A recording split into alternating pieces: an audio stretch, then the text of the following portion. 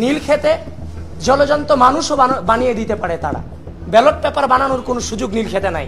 আমি গত এক সপ্তাহ আগে যে আশ্বাস পেয়েছি, আজকে এসে ঠিক একই আশ্বাস পেয়েছি, কোনো পার্থক্য নেই। গাউসুল আজমের নিচতলায় যে ব্যালট পাওয়া গিয়েছে অরক্ষিত অবস্থায় 7 তারিখ রাতে, সে বিষয়টা গতকালকে প্রকাশ হওয়ার পরও তারা সে বিষয়টা নিয়ে ততটা কনসার্ন না, তারা জানেন না। অথচ এই বিষয়টা কিন্তু গত কয়েকদিন ধরে নিউজ ফিডে ঘুরে বেড়াচ্ছে এবং আজকের সকল জাতীয় পত্রিকাতে এই নিয়ে লেখা এসেছে, কিন্তু তার সম্পর্কে তারা জানেন না। শেষ পর্যন্ত প্রক্টর স্যার আমাদেরকে বলেছেন নীল খেতে জলজন্ত মানুষও বানিয়ে দিতে পারে তারা। ব্যালট পেপার বানানোর কোনো সুযোগ নীল খেতে নাই।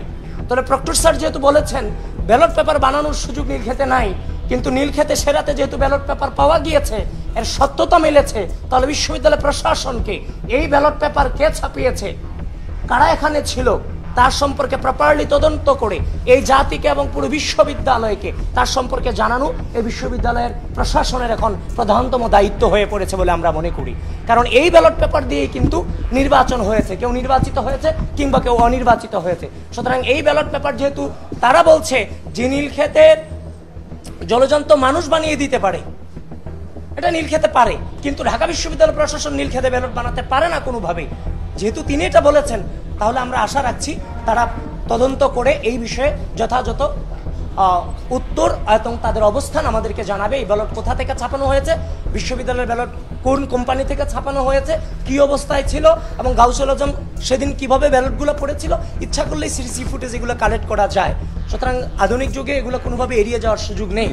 আর আরেকটা জিনিস, ইতিমধ্যে আমাদের অন্যান্য প্রার্থীরা বলেছেন, অন্যান্য প্যানেলের প্রার্থীরা বলেছেন যে ভোট কাস্টিং লিস্টটা নিয়ে তারা যে ধরনের গড়িমসি করছে, আমাদের সন্দেহকে আরও বেশি বাড়িয়ে দিচ্ছে। এখানে সবাই উপস্থিত আছে, তারা বারবার একটাই কথা বলছে, প্রাইভেসি। আরে ভাই, কাস্টিং লিস্টে তো এখানে ওমামাকে ভোট দিয়েছে, আবিদকে দিয়েছে, না কাদেরকে দিয়েছে, না অন্য কাউকে দিয়েছে, সেখানে তো সেটা লেখা নাই। সেখানে জাস্ট প্রেজেন্টটা, সাইনটা দেয়া আছে। যেখানে নির্বাচন শুরু হওয়ার আগে হিজাব পড়া মেয়ে থেকে শুরু করে প্রত্যেকের প্রাইভেসি আপনি ওপেন করে দিলেন ভোট লিস্টের মধ্য দিয়ে, সেখানে আপনি সিগনেচারটা ওপেন করতে পারতেছেন না, কারণ এই সিগনেচার দিয়ে তো কেউ ব্যবহার করার কোনো সুযোগ নেই। সুতরাং এটাকে যদি আপনি বলেন আইন দেখান, আদালত দেখান, তখন তো আমাদের সন্দেহের প্রবণতা আরও বেড়ে যাচ্ছে। সুতরাং আপনাদেরকে আমরা সচেতন করেছি, আমরা যেই জিনিসগুলো নিয়ে কনসার্ন সেই জিনিসগুলো আমরা ভিসি প্রক্টরের কাছে জানিয়েছি, এবং সামগ্রিকভাবে আপনাদের মধ্য দিয়ে ঢাকা বিশ্ববিদ্যালয়ের স্টুডেন্টদেরকে আমরা সচেতন করছি এই বিষয়গুলোকে এড়িয়ে যাওয়ার কোনো সুযোগ নেই।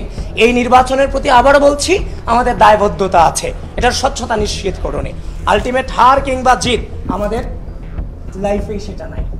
সুতরাং আপনারা আমাদের পাশে থাকার জন্য আপনাদেরকে ধন্যবাদ জানাচ্ছি, এবং ঢাকা বিশ্ববিদ্যালয় প্রশাসনকে অতি দ্রুত, তারা বারবার বলছে, আমি গত এক সপ্তাহ আগে যে আশ্বাস পেয়েছি, আজকে এসে ঠিক একই আশ্বাস পেয়েছি, কোনো পার্থক্য নেই। আমরা জানি না সেটা তারা কতদিন হাত পর্যন্ত টেনে নিয়ে যায়। থ্যাংক ইউ, আপনাদের সকলকে ধন্যবাদ।